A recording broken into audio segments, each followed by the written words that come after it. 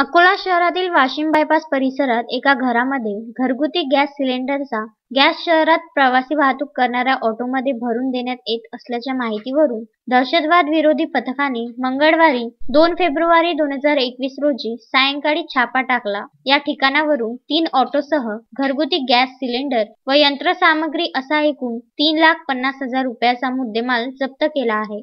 जुने शहरातील वाशिम बायपास येथील रहिवासी शफीक खान जमील खान हा इसम त्याच्या घरामध्ये शासनाची सबसिडी असलेला घरगुती वापरण्याचा जीवनावश्यक वस्तू गॅस इलेक्ट्रिक मशीनच्या सहाय्याने भरून देऊन मोठ्या प्रमाणात काळाबाजारी करीत असल्याची विश्वसनीय माहिती दहशतवादी विरोधी पथकाचे प्रमुख विलास पाटील यांना मिळाली असता या माहितीच्या आधारे त्यांनी सापळा रचून 2 फेब्रुवारी रोजी सायंकाळी छापा टाकून शफीक खान जमील खान यांच्या घरामध्ये 3 ऑटो रिक्षात घरगुती गॅस भरताना रंगेहात पकडले। यात MH30 AA 6265 तसेच MH30 AA 7320 व MH30 AA 5424 असे ऑटो रिक्षा किंमत 3 लाख रुपये, 4 गॅस सिलेंडर किंमत 15,000 रुपये, 3 गॅस भरण्याची मशीन 15,000 रुपये, 1 तराजू काटा किंमत 5,000 रुपये, 1 मोबाईल किंमत 5,000 असा एकूण 3,26,500 रुपयांचा ऐवज घटनास्थळी जप्त करण्यात आला आहे।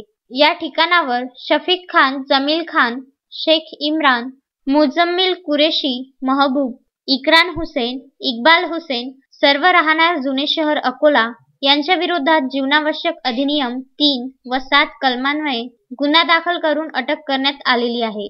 पुढील तपास जुने शहर पोलीस करीत आहेत। बाळासाहेब गणोरकर, विदर्भ न्यूज, मूर्तिजापूर।